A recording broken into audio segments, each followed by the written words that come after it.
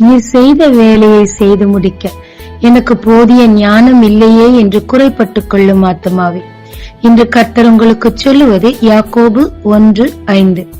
உங்களில் ஒருவன் ஞானத்தில் குறை உள்ளவனாயிருந்தால் யாவருக்கும் சம்பூரணமாய் கொடுக்கிறவரும் ஒருவரையும் கடிந்து கொள்ளாதவருமாகிய தேவனிடத்தில் கேட்க கடவன், அப்பொழுது அவனுக்கு கொடுக்கப்படும். சில நேரங்கள்ல நம்ம எப்படி போதிக்கப்பட்டிருக்கோம்னா, பிதாவாகிய தேவன் எரிச்சல் உள்ள தேவன்னு சொல்லி மிகவும் கோபக்காரர். இதை கேட்டா அவர் என்ன நினைப்பார், அதை கேட்டா கொடுப்பாரோ கடிந்து கொள்ளுவாரோ என்று பயம் இருக்கும்.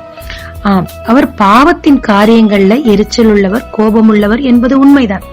ஆனால் தேவைப்படும் காரியத்தை அவர் சித்தப்படி நாம் கேட்கும் போது அவர் மிகவும் மகிழ்ச்சியா இருந்து கேட்டதை விட அதிகமாய் கொடுக்கிறவர். உதாரணமாக சாலமோன், அவருக்கு ஞானம் இல்லை என்றெல்லாம் இல்லை, ஆனால் அவருக்கு கொடுக்கப்பட்ட பொறுப்பு மிக மிக பெரியது. அந்த பொறுப்பை நிறைவேற்ற மிகவும் விசேஷமான ஞானம் அவருக்கு தேவைப்பட்டது. எனவே தேவன் உனக்கு என்ன வேண்டும் என்று கேட்டபோது பணத்தை கொண்டு எல்லாவற்றையும் சாதிக்கலாம் என்றுதான் உலகம் நினைக்கும். அவரோ எனக்கு ஞானத்தை தாரும் என்று கேட்டார். அது தேவனுக்கு மிக மிக மகிழ்ச்சியா இருந்தது.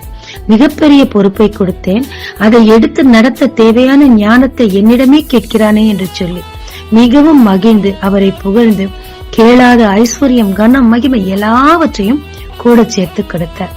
ஆமாங்க, வாழ்க்கையில நாம் எதை கேட்கிறோமோ கேட்கவில்லையோ அவருடைய காரியங்களை, அவர் கொடுத்த பொறுப்புகளை நிறைவேற்ற தேவையான ஞானத்தை நாம் கேட்கும்போது அவர் மகிழ்ச்சியாய் கொடுப்பாருங்க. ஜெபிக்கலாமாங்க. தேவரீர், எனக்காக நீர் வைத்த சித்தத்தை, திட்டத்தை நிறைவேற்ற நான் விரும்புகிறேன். நீர் எனக்கு தந்த பொறுப்புகளை நிறைவேற்றத்தக்கதான போதிய ஞானத்தை எனக்கு தாரும். பொருள் வேலை தேவையோ ஆட்கள் தேவையோ எதுவா இருந்தாலும் நீர் தரும் ஞானத்தோடு ஒவ்வொரு நான் பண்றதுக்கு எனக்கு உதவி செய்யுங்க. ஞானத்தை கொண்டு சித்தத்தை நிறைவேற்ற போதிய கிருபை எனக்கு தாங்க.